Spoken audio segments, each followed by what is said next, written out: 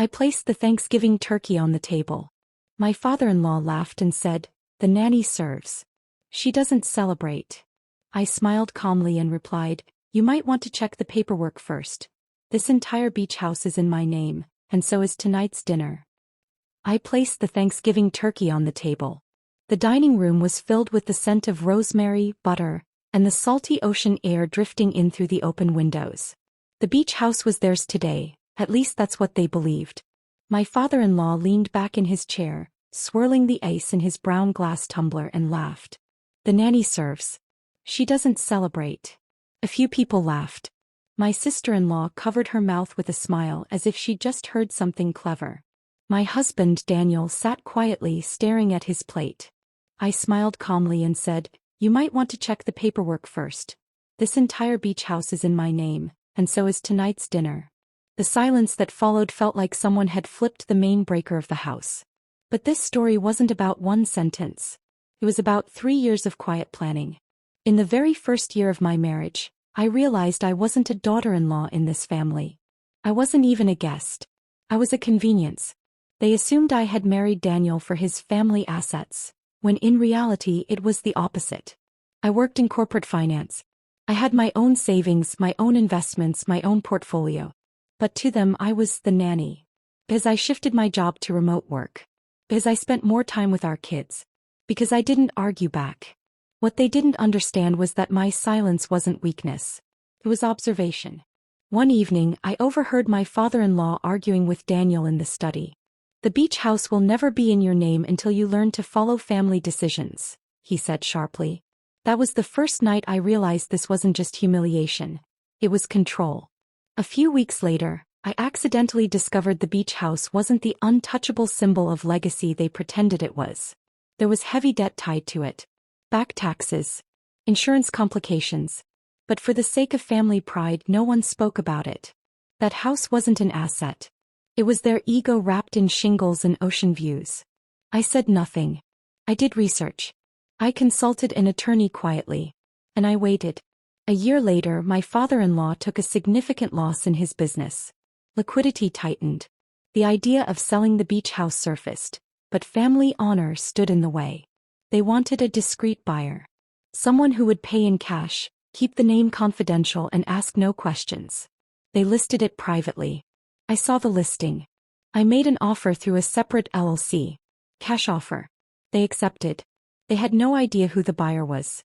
Even after the deal closed, I stayed silent. I didn't even tell Daniel. I needed to see when the truth surfaced where he would stand. And today, it was Thanksgiving. They all arrived like they did every year. Like it was still theirs. Like nothing had changed. My father-in-law made his usual joke. "The nanny serves. She doesn't celebrate." I set the turkey down. Wiped my hands. Took the folder from my purse and placed it on the table. Checked the registry. The transfer was completed last March. My sister-in-law immediately grabbed her phone, as if Google could rewrite property records. My father-in-law opened the documents.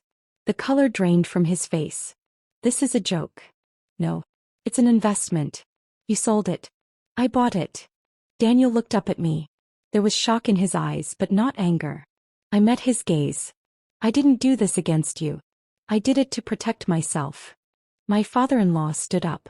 "That house belonged to this family." I answered quietly, "And it still can, if this family knows how to show respect." The turkey was cooling, but the temperature in the room had risen. My mother-in-law spoke for the first time. "Why didn't you tell us?" "Because when I spoke before, no one listened." Daniel exhaled slowly. "Were you ever going to tell me?" "Yes," I said honestly. "But not like this. I needed you to see how your father controls you." A few seconds passed. Then Daniel straightened in his chair and for the first time in his life, looked his father directly in the eye. "This house belongs to my wife now. If you want to stay, you stay as guests." That moment wasn't my victory. It was his freedom. Some left angrily that night. Others left quietly. But before they walked out, they all understood one thing. I wasn't the nanny.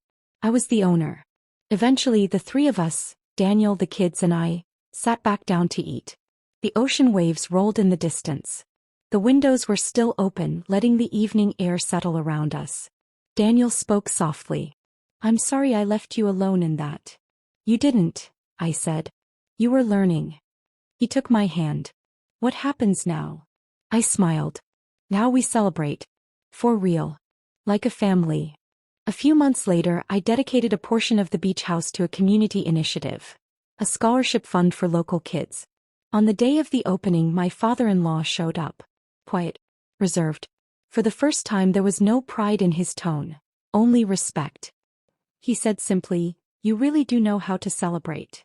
I replied, "And I really do know how to serve." The difference is intention. Revenge doesn't always come with shouting. Sometimes it arrives in signed documents. And that night when I placed the turkey on the table, I wasn't just serving dinner. I was reclaiming my dignity.